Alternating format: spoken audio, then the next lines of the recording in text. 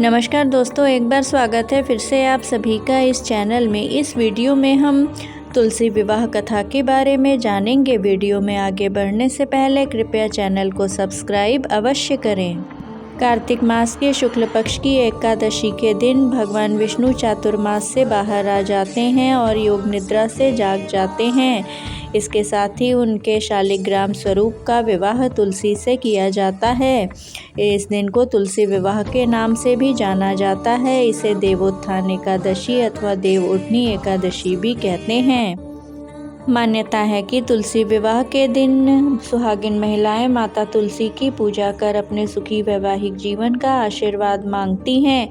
इस दिन पूरे विधि विधान से माता तुलसी और भगवान शालिग्राम का विवाह किया जाता है। भगवान शालिग्राम जो कि भगवान विष्णु का ही प्रतिरूप हैं।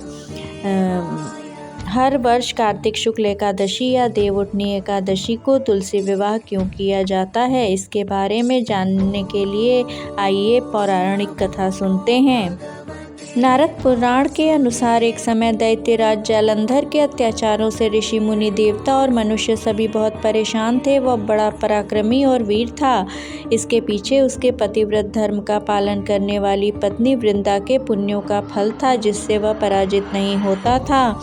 उससे परेशान देवता भगवान विष्णु के पास गए और उसे हराने का उपाय पूछा। तब भगवान श्रीहरि ने वृंदा का पतिव्रत धर्म तोड़ने का उपाय सोचा, क्योंकि बिना इसके जलंधर को परास्त नहीं किया जा सकता था। भगवान विष्णु ने जलंधर का रूप धारण कर वृंदा को स्पर्श कर दिया, जिसके कारण वृंदा का पतिव्रत धर्म भंग हो गया और जलंधर युद्ध में मारा गया।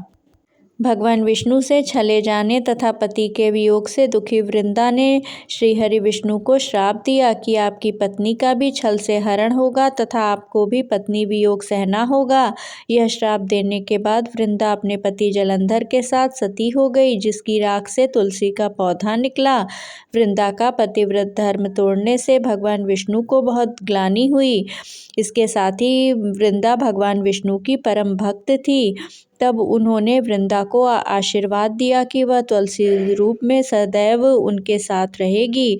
उन्होंने कहा कि कार्तिक शुक्ल एकादशी को जो भी शालिग्राम स्वरूप में उनका विवाह तुलसी से कराएगा, उसकी मनोकामना पूर्ण होगी। तब से तुलसी विवाह किया जाने लगा।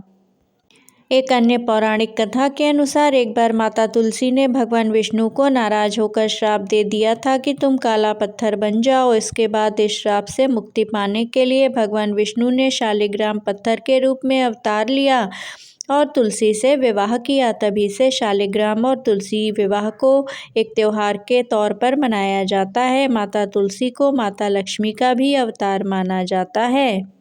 माता तुलसी और शालिग्राम के विवाह करने से घर में सुख समृद्धि का वास होता है।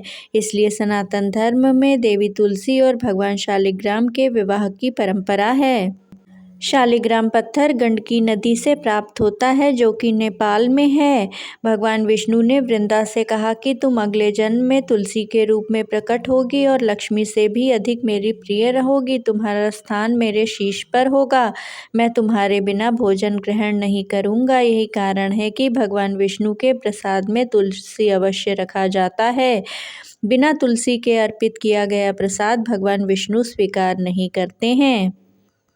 कहा जाता है कि वृंदा के इसी श्राप के चलते हुए श्री विष्णु ने अयोध्या में दशरथ पुत्र श्री राम के रूप में जन्म लिया और बाद में उन्हें अपनी पत्नी सीता वियोग का कष्ट भी सहना पड़ा था।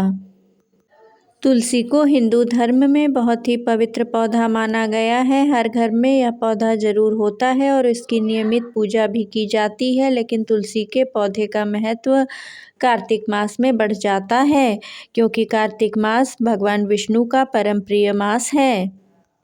कार्तिक मास देवी लक्ष्मी और श्रीहरि विष्णु जी को समर्पित है और देवी लक्ष्मी का ही स्वरूप ये तुलसी का पौधा है, जो कलयुग में हर घर में प्राप्त होता है।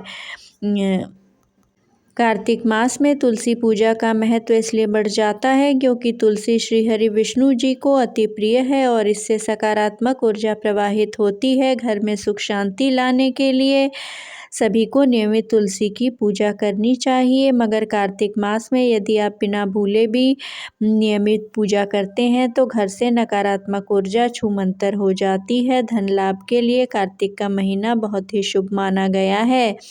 ऐसे में देवी लक्ष्मी का प्रतीक तुलसी की पूजा करना सदैव लाभदायक रहता है।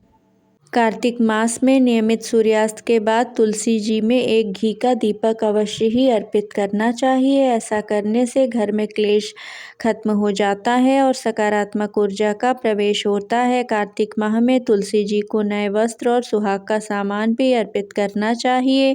तुलसी जी को हमेशा हरी चूड़ियाँ, हरी चुनरी ही अर्पित करनी चाहिए, क्योंकि तुलसी जी बुध ग्रह का प्रतिनिधित्व करती हैं।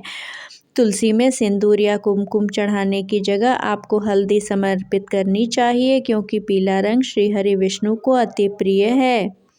कार्तिक मास में तुलसी की परिक्रमा का एक अलग महत्व है। वैसे तो नियमित ही तुलसी की परिक्रमा करनी चाहिए, मगर यदि रोज नहीं कर पाती हैं तो कार्तिक मास में नियमित तुलसी के पौधे की 3 बार परिक्रमा अवश्य ही करनी चाहिए।